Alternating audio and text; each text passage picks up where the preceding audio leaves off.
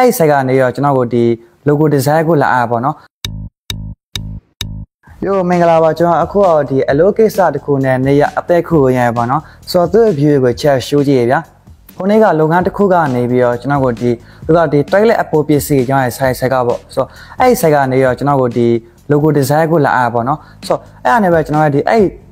toilet တွေကဘယ်ကနေရောစတင်ပေါ်ခါပေါ့ဆိုတော့ကျွန်တော်အဲ့အကြောင်းကိုတော်တော်ကိုစိတ်ဝင်စားသွားခဲ့ဆိုတော့ကျွန်တော်ဒီအဲ့ toilet တွေကဘယ်ကနေရောပေါ်ခါလဲဆိုတော့အချိန်တော်လေးလာကြည့်အောင်ကျွန်တော်ဒီနေ့မှာပါလေးလို့ဆိုရင်ကိုနေအင်္ဂလိပ်လို့ဆိုရင် toilet ကျွန်တော်မြန်မာလို့ဆိုရင်fire တဲ့အိတ်ကလေးဆိုရင်အေးသားပေါ့ဆိုတော့အဲ့အေးသားအကြောင်းကိုပြပေးသားဖြစ်ပါတယ်ဒါဆိုရင်ကျွန်တော်ရဲ့ဒီအေးသားဆိုတာကဘာလဲပေါ့ရိုးရှင်းပါလဲကျွန်တော်ရဲ့ကျင်ကြီးကျင်ငယ်ဆိုတဲ့နေရာပေါ့ကျွန်တော်တို့ရဲ့နေစဉ်ဘဝမှာမရှိမဖြစ်ရှောင်လွှဲလို့မရတဲ့နေရာတစ်ခုဆိုရင်လည်းမမှားဘူးပေါ့ဗျာဆိုတော့ကျွန်တော်တို့ကဒီအဲ့အေသာဆိုရဲ့အရာကြီးကိုဘယ်သူကတီထွင်ခဲ့ရလဲအဲ့တော့ကျွန်တော်ဒီအေသာတွေမရှိလာခင်ကရောလူတွေကဘယ်လိုဖြစ်ရှင်းခဲ့ကြလဲနောက်ပြီးတော့အေသာတွေမရှိခဲ့ဘူးဆိုရင်ဘယ်လိုဖြစ်လာနိုင်ရပေါ့ဆိုတော့ကျွန်တော်ကအဲ့အကြောင်းကိုချက်ကြည့်အောင်အေသာကိုပါမအိုးဆိုတီထွင်ခဲ့တဲ့သူကဆာဂျွန်ဟန်တန်ပေါ့သူက16ရာစုလောက်မှာသူ့ရဲ့အခွာဖြစ်တဲ့ဒီဘယင်မကြီးအလက်ဆန်ဒါ1တဲ့တီထွင်ပေးခဲ့တာပေါ့ဗျာကျွန်တော်ရဲ့ဒီအစောစောအေသာတွေကတော့အိန္ဒိယနဲ့ပါကစ္စတန်အနောက်မြောက်ဘက်မှာရှိရဲ့အင်ဒိုချိုင်းဝမ်တဝိုက်မှာဆိုရင်အများဆုံးတွေ့ခဲ့ရပေါ့အခြေအားဖြင့်ဆိုရင် BC 2800ဝန်းကျင်လောက်ကပေါ့ဗျာ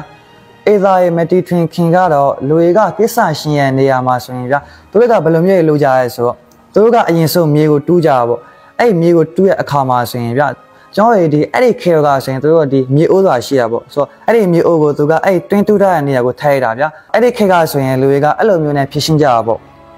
ကျွန်တော်ရဲ့စဉ်းစားကြည့်ဗျာယနေ့ခေတ်လိုမျိုးလူနေမှုမြင့်မားရဲ့ကာလာကြီးမှာအဲ့အေသာမရှိခဲ့ဘူးဆိုရင်ကျွန်တော်ဘယ်လိုပြည့်နာလေးဖြစ်လာနိုင်မလဲဆိုတာတွေးကြည့်ရတော့ဗျာအကယ်၍အေသာမရှိလာခဲ့ဘူးဆိုရင်ပညာရှင်ရဲ့ခံမှန်းချက်အရာပေါ့သူကနေစဉ်ကလေးပေါင်း930လောက်ကဝမ်းပြက်နာတွေနဲ့ရင်ဆိုင်ရနိုင်ခွင့်ရှိတာပေါ့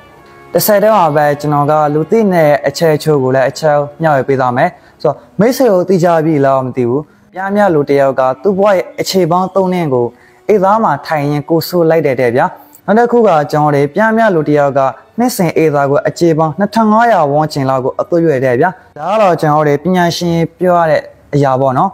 ထိုင်ပြပြပေးချင်တာကတော့တွဲလက်ကိုနောက်ထပ်ဘယ်လိုပါခေါ်ကြသေးလဲဆိုတာကိုကျွန်တော်ကဘိုးစုတအနေနဲ့ပြပေးသွားပါဦးမယ်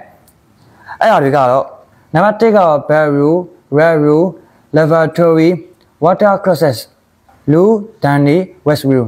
ဒါလေးတွေကတော့အသုံးများရဲ့ toilet ရဲ့အခြားနာမည်လေးပေါ့ဗျာမိတ်ဆွေတို့ရောတနေ့ကိုအေးသားကိုမနေ့ချီလောက်တိုးကြရဲဗျဒီအခုခေတ် social media မှာဆိုရင်အများတွေ့ရပေါ့ကျွန်တော်ဒီယောက်ျားလေးကအေးသားတဲ့နေရာမှာဆိုရင်ကျွန်တော်1နာရီ2နာရီကိုကြာတော့တွေ့ရဆိုတော့အဲ့ဒါကဘာကြဲပေါ့ဒီမိတ်ဆွေနဲ့ဒီအဲ့လိုမျိုးတဲ့ကြကဘယ်လိုထင်လဲပေါ့တိုက်လိုက်ဆိုတဲ့အရာနဲ့ပတ်သက်ပြီးတော့အမှန်တရားလေးဘာညာရှိခဲ့မယ်ဆိုရင်တော့ကျွန်တော်ရဲ့ comment အောက်မှာလောက်မမှန်တော့ရပါတယ်ဆိုတော့ကျွန်တော်ဒီဗီဒီယိုလေးကဒီလောက်ပါပဲ